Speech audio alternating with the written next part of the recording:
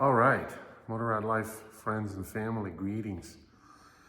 This is the day 3 video for the Idaho Zig Zag. If you haven't watched that video, please do. It's out on the channel. But day 3 had us basically leaving Logan, Utah. Beautiful town, gorgeous little place. One of those I would be proud to say I would live there. We headed east on US 89 towards Bear Lake. Stopped up at the Overlook. Some pictures of that beautiful lake.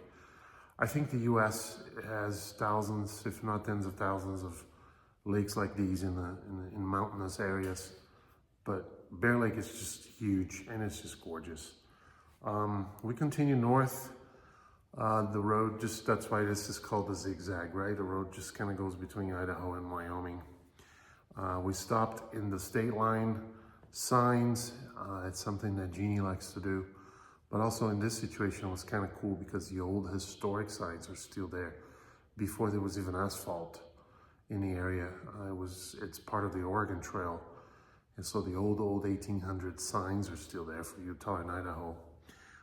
And what's interesting is those signs actually date before both of those became actual states. So that's kind of cool that the signs are still there and still standing. So we continue on north, beautiful riding. We did this little cut through a small road, which takes you to the Henry store. Yeah, again, another fascinating story because it's out in the absolute middle of nowhere.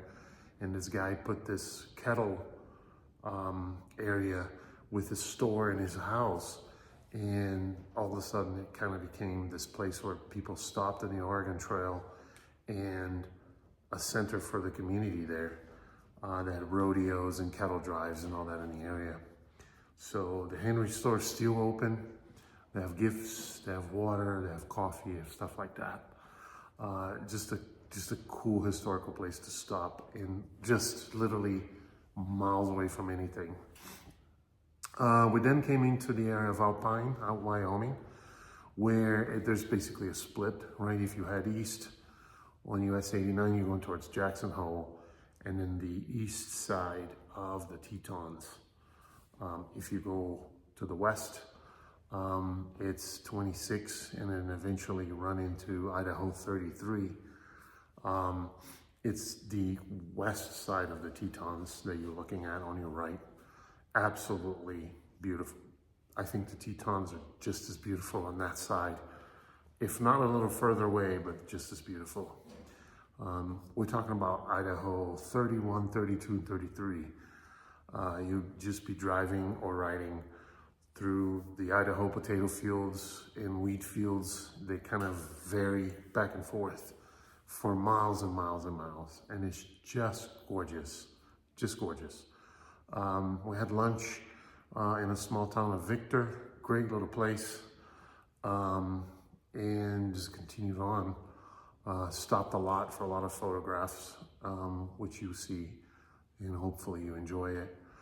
We ended the day in Rexburg, which is where the Brigham Young University is on the Idaho side, and great little college town.